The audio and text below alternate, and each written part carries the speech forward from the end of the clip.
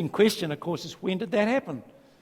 Did that happen way back at the beginning of time when Satan and the angels rebelled against God and they were thrown out at that stage? Did it happen at the cross where Jesus says in Luke 10, I saw Satan fall like lightning from heaven? And of course, from the time of the cross, Jesus given all authority and all power over all Satan and all the principalities and powers. It's very one of those discussion questions that we'll be doing in eschatology, classes. When did this happen? I'm not sure that we're exactly sure, but it's happened.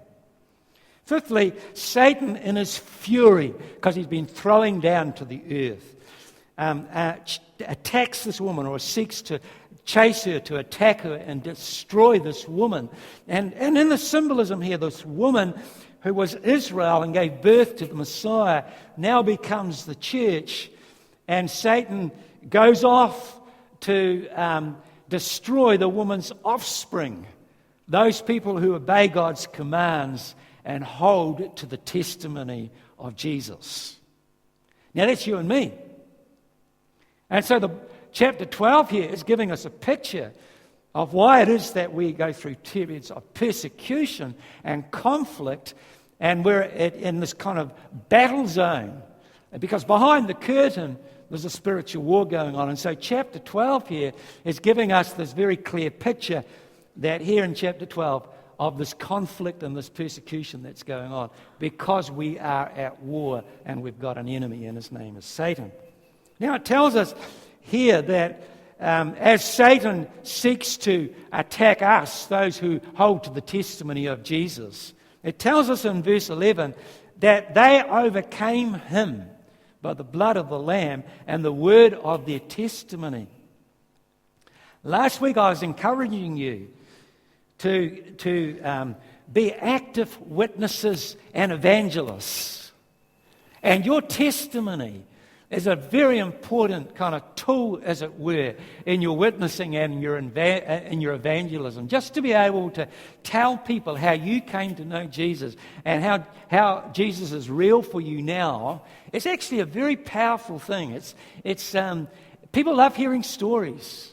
They don't like you preaching at them, but they love hearing stories about how Jesus became real. And your testimony, it tells us here, is part not only of us witnessing and sharing with others so that they can come to know the Lord, but it's also part of our warfare. It says that it's your testimony, the word of your testimony, that helps overcome Satan.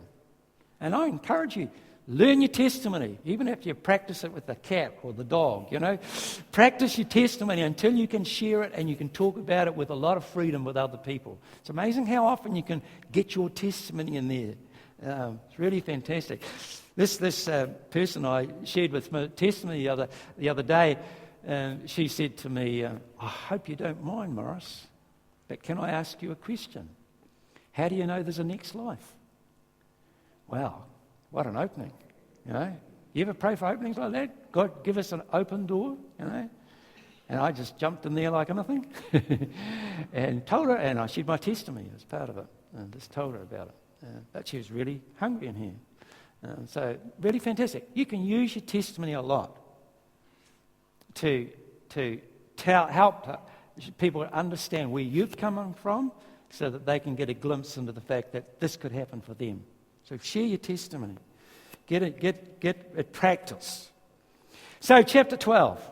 Chapter 12 here is not so much talking about the future at all. It's giving us kind of like an introduction to the next stage, the chapter 13.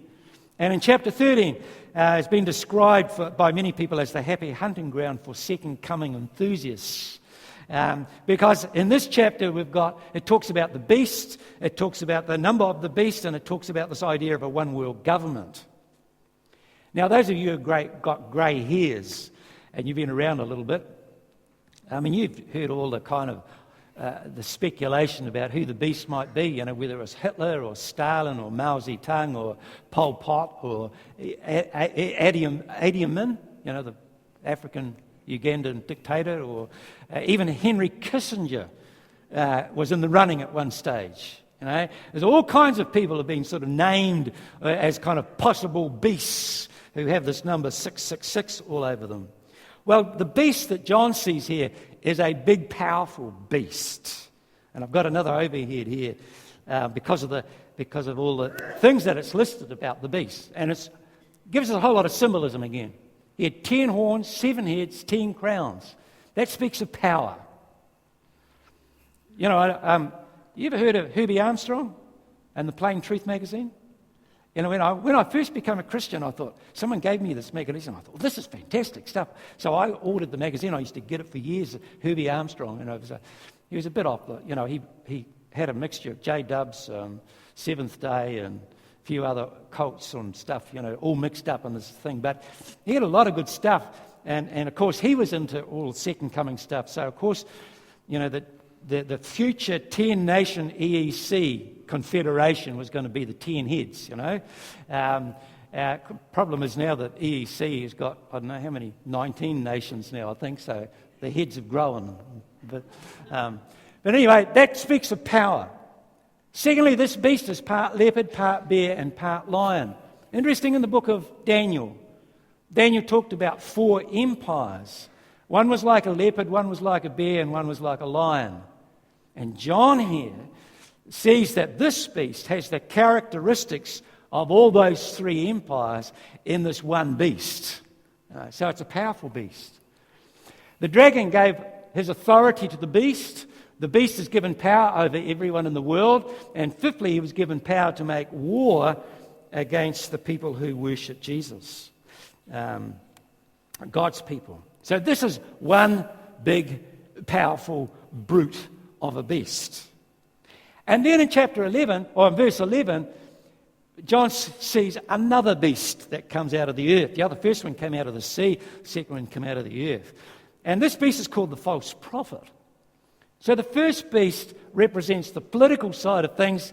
The second beast represents the spiritual side. And let me make some comments about these beasts. First of all, we have here a trinity,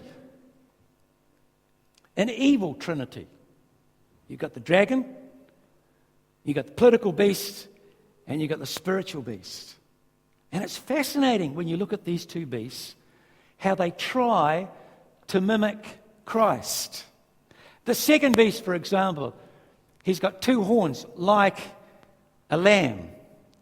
And Jesus, of course, is described as the Lamb. I've got another overhead here just to show how the first beast kind of mimics, as it were, almost, Christ. Got 10 horns. Christ had 7.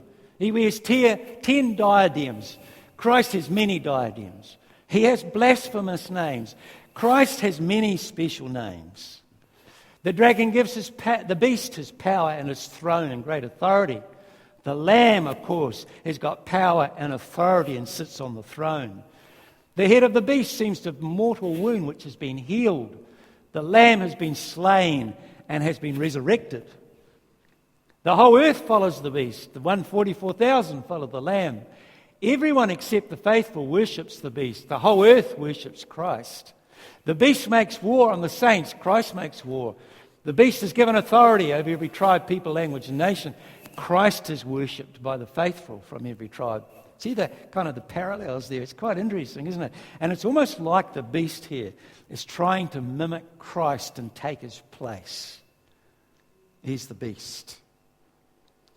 Now, secondly, whenever people talk about the beast, we always think in our thinking that it's an individual person.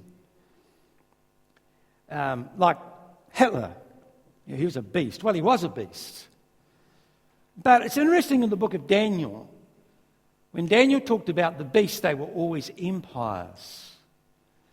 The Babylonian Empire was a beast, the Persian Empire, the Greek Empire, and the Roman Empire. Those were the beasts that Daniel saw. Now, we tend to individualize it, Stalin or whoever. In the early church, the Christians, when they looked at these 2 beasts, they were pretty clear in their mind who these 2 beasts were. One was the Roman Empire, the political beast, and the second was the worship of the Caesars, that the Christians were forced to come and bow down make offerings to the spiritual side of the Roman Empire.